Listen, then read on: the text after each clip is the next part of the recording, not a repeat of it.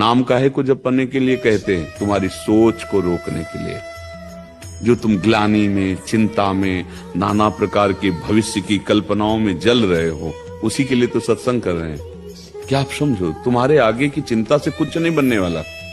पीछे जो हो गया तुम्हारी चिंता से मिटने वाला नहीं, तो वर्तमान का समय क्यों बर्बाद कर रहे हो? राधा राधा राधा राधा, ये तुम्हारा भविष्य भी ठीक करेगा। वर्तमान में राधा राधा बोले समय सार्थक हुआ, पीछे जो आपका भूत है उसको भी नष्ट कर देगा। गाली दिया, आप सह गए तो आपका पाप कर्म नष्ट हो गया। वो आपकी बात बना रहा है, आपको आगे चलकर सुख मिलेगा और वो तो अपने आप भोगेगा। उसका कर्म बिगड़ रहा है। आप कह दो ऐसे लोगों को अगर डांटा नहीं जाएगा तो इनका बल बढ़ जाएगा। नहीं नहीं नहीं, उनका बल और उनके पुण्य क्षीण हो रहे हैं। वो ऐसे खंदक में गिरेंगे, तुम्हें धक्का देने की जरूरत नहीं है। अगर धनी बहुत जल्दी बनना है तो सही उपाय है। हम यही कहते हैं, लोग सोचते हैं मैं धनी बन जाऊं, सब सोचते हैं ना, लेकिन सही मार्ग जो धन का है वो आप लोग जान नहीं रहे। सही मार्ग धन का है कि 100 रुपए मिले ना, आप उनमें से अपने परिवार को खर्चा करके 2 रुपए किसी की ऐसी सेवा में लगा दो जो उसको बहुत जरूरत थी। साधु सेवा, गौ सेवा, भगवत सेवा, किसी पशु पक्षी की सेवा। वो 2 रुपए 2 लाख की व्यवस्था कर देंगे, देख लेना। और 2 लाख लगा दिए ना तो मालिक को 20 लाख की व्यवस्था कर देगा। कि जो जीवों को आवश्यकता नजर आवे, हमें ढूंढना नहीं, स्वाभाविक कोई बीमार है, कोई ऐसा है, कोई, उसको हम सेवा में लगा दें। वो अपने आप आपके पाप को नष्ट करके ना श्री का वर्धन कर देगा। हर स्थिति प्रसन्न है तो कहीं भी चले जाओ शांति नहीं मिलेगी। तो बात माया का अटैक हृदय पर है, आसपास नहीं है, हृदय पर है। सीधे हृदय पर अटक है। आसपास बना रहे हो हृदय भगवान के चिंतन में तो क्या बिगाड़ लेगा कोई।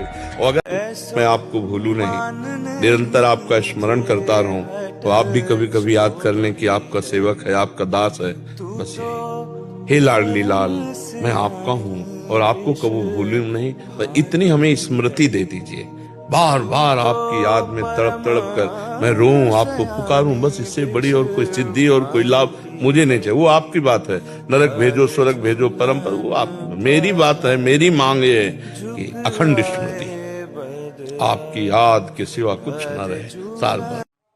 माता पिता को असंतुष्ट करके किसी के साथ भाग जाना वासना पूर्ति के लिए, ये सब कुकर्माचरण तो रहे, इनके जीवन कभी सुखी नहीं हो सकते।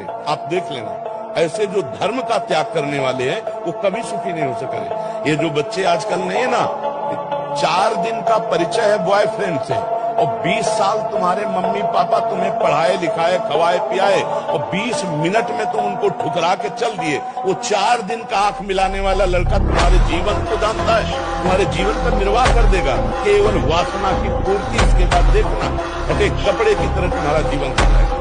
जो आज के बच्चे मदान धो करके मनमानी आचरण करते हैं। एक बार हम ट्रेन में जा रहे थे, भ्रमण कर रहे थे, तो महोबा से किसी ने हमें बैठा दिया। वो बेचारा, मतलब जैसी श्रद्धा उसकी, तो 3 स्टेशन की टिकट जनरल डिब्बे की।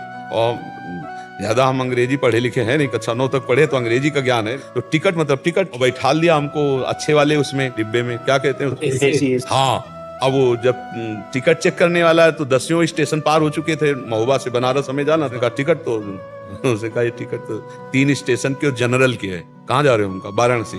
वो बड़े अभद्र तरीके से वो बात कर रहे थे। साधु की वक्त तो कोई श्रद्धावान जानेगा, संसारिकता में क्या वक्त जाने। वो ऐसे अभद्र शब्दों का प्रयोग करके खड़े हो।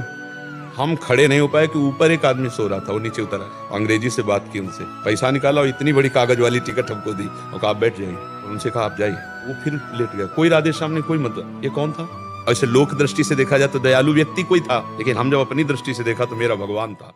सकारात्मक सोच ही जीवन का सुख है, नहीं तो दुख और सुख और जय और पराजय ये टिकाऊ नहीं है। जैसे दिन टिकाऊ नहीं है, ऐसे रात टिकाऊ नहीं, ऐसे सुख टिकाऊ नहीं है, ऐसे दुख टिकाऊ नहीं। कोई सदैव विजयी नहीं रहता, कोई सदैव हारता नहीं, कोई सदैव सुखी नहीं रहता, कोई सदैव दुखी नहीं रहता। ये क्रम चलता रहता है। दुख के अवसर पर हमें हमारे विचार बचाते हैं हमको। अभी हम अपने विचार में अपने को बीमार मान ले तो हम कल से आने लायक नहीं रहेंगे, ध्यान रखना। हम आज अब भी नहीं मानते कि हम बीमार हैं। हमको इतना बलवान बनना है कि सुख और दुख दोनों हमको छू न सके।